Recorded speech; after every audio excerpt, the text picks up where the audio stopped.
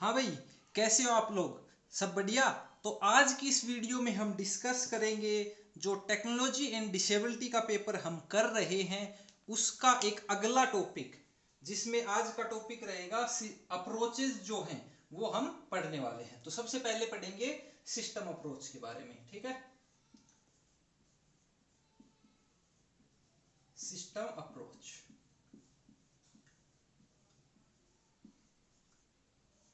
System approach. तो देखिए, system approach basically होता क्या है, हिंदी में अगर बात करें तो प्रणाली अप्रोच का मीनिंग होता है उपागम, ठीक है।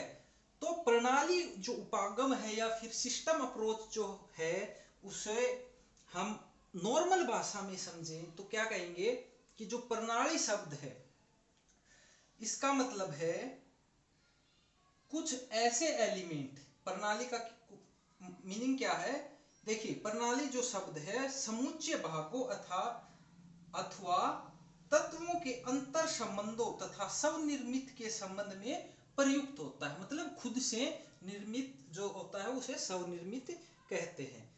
या फिर इसका ऐसे देखें, a system is a set of inter related and interdependent elements.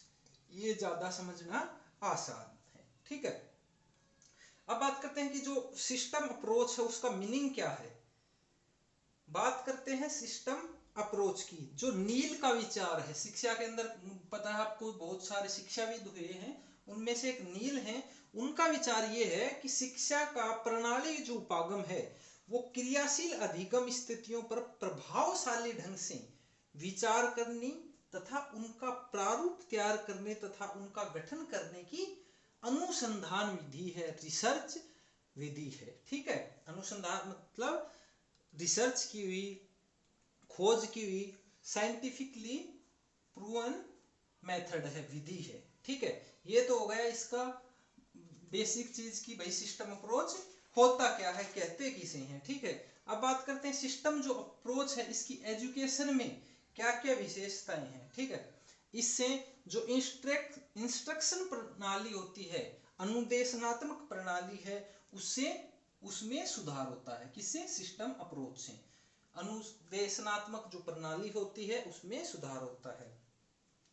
जो संसाधन होते हैं, रिसोर्स होते हैं, उनकी उपयोगिता को अच्छे से समझा जा सकता है सिस्टम अप्रोच के माध्यम से।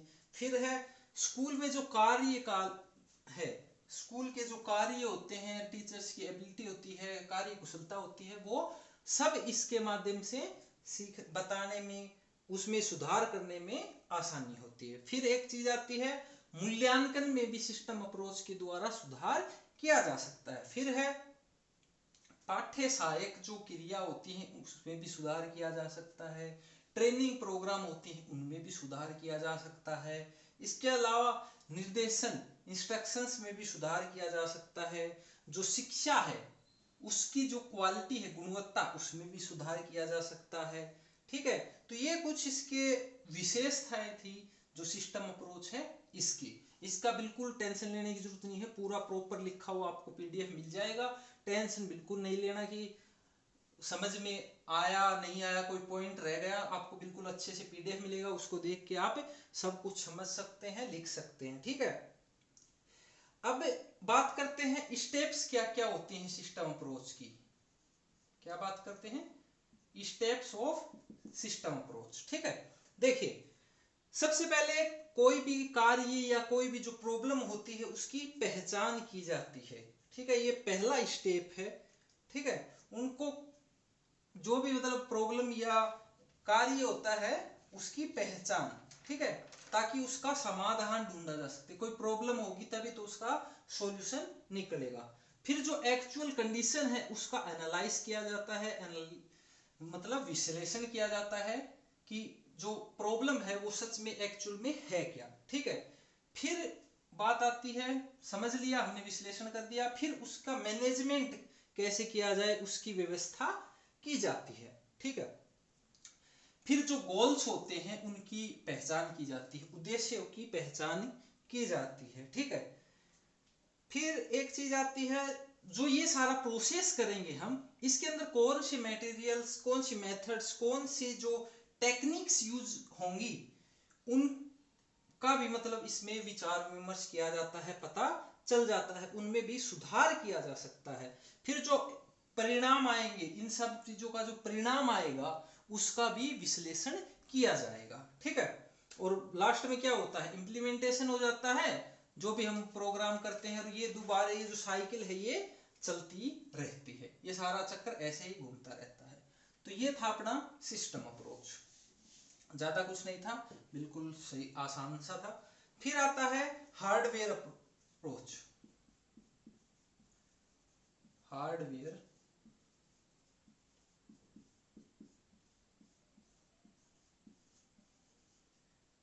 अप्रोच, ठीक है। हार्डवेयर जो अप्रोच है, इस प्रकार की जो शैक्षिक तकनीकी है, इसका स्रोत भौतिकी विज्ञान और इंजीनियरिंग में सबसे ज्यादा किया जाता है, ठीक है।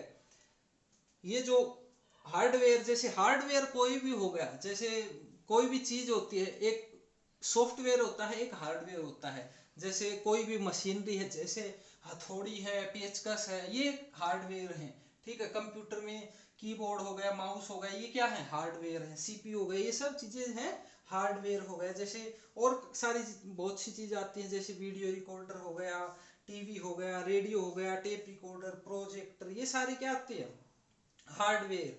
तो हार्डवेयर अप्रोच में क्या होता है, इन हार्डवेयर्स का यूज करके चीजों को सिखाया जाता है, ठीक है।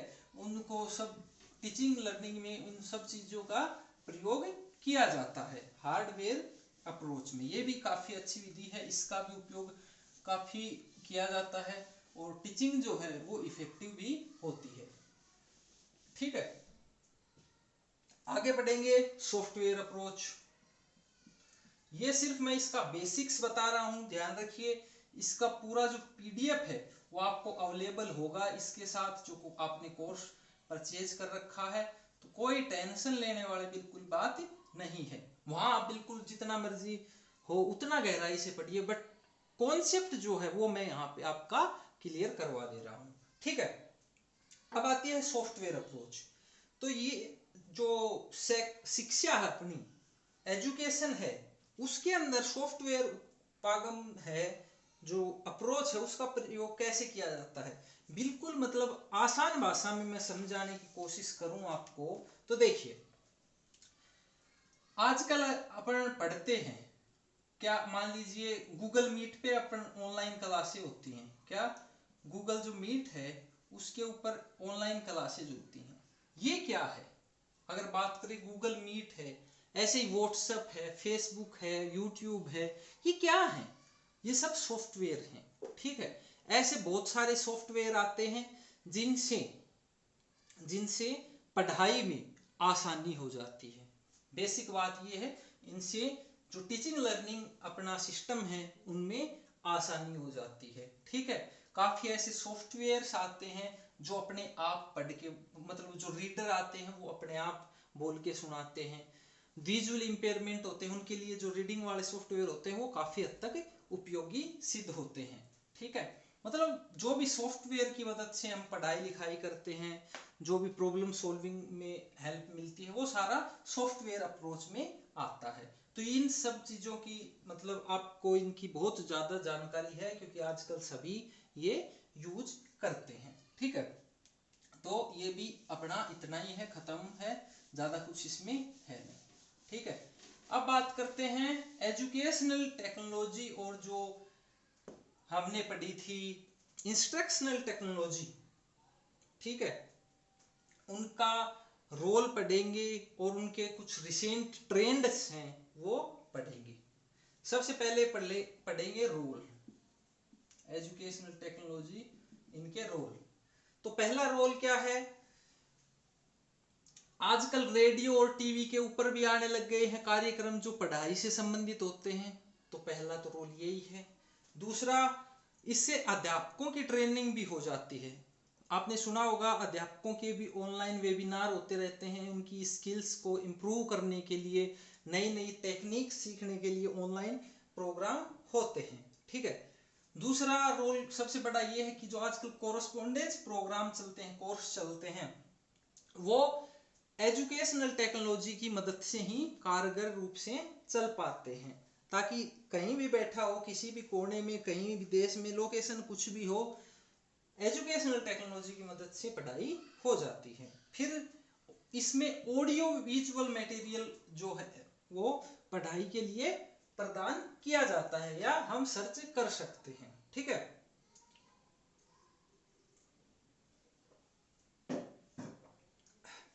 फिर इसके अलावा एक चीज आती है जो भाषा की प्रयोगशालाएं होती हैं, लैंग्वेज के लिए भी, एक्सपेरिमेंट करने के लिए भी लैब होती हैं। ठीक है, जैसे ऑनलाइन हम कोई भी विदेशी भाषा वो सीख सकते हैं, किसी भी भाषा की जानकारी ले सकते हैं। ठीक है, ये कुछ इसका रोल था। अब आती है बात रिसेंट ट्रेंड्स की।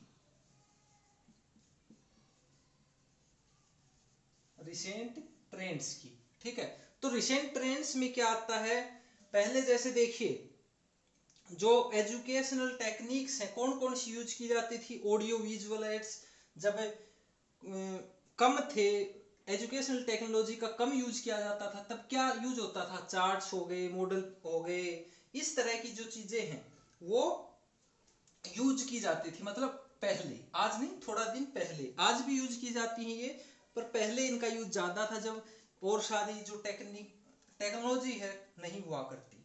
ठीक है, फिर है जो विकसित यंत्र और उपकरण होते थे उनका प्रयोग, जैसे प्रोजेक्टर हो गया, टीवी हो गया, टीवी भी, दूरदर्शन हो गया, रेडियो हो गया, इन सब का प्रयोग भी रिसेंट ट्रेंड्स में आएगा क्योंकि ये पहले यूज होते थे। ठीक है, फिर बात करते हैं इन सब चीजों का निष्कर्ष क्या निकलता है।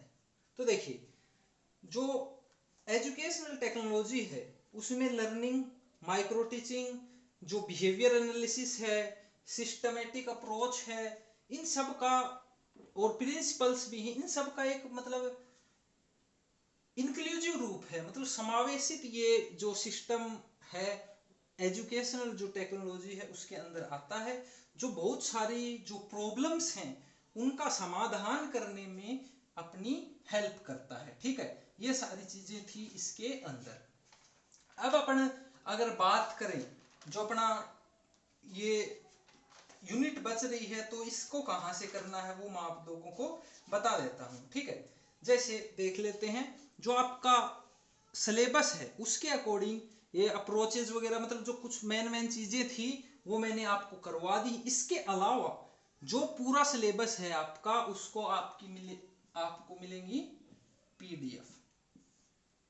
ठीक है, इतना पीडीएफ मिल जाएगा, इतना कंटेंट मिल जाएगा कि आपको समझाने की जरूरत नहीं है। ये समझाने की जरूरत क्यों नहीं है, क्योंकि ये बिल्कुल आसान है। ठीक है, क्यों, क्योंकि ये बिल्कुल आसान है।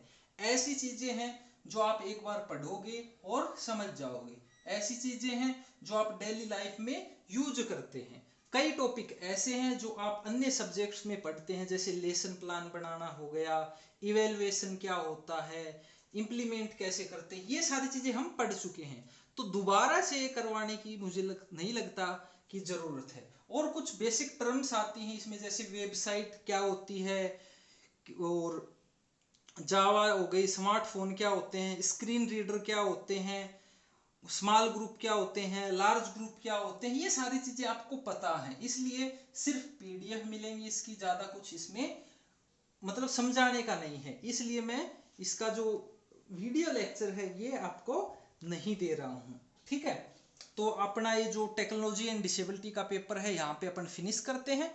मिलते हैं एक और नए वीडियो के साथ, तब तक दोस्तों खुश रहिए और मुस्कुराते रहिए।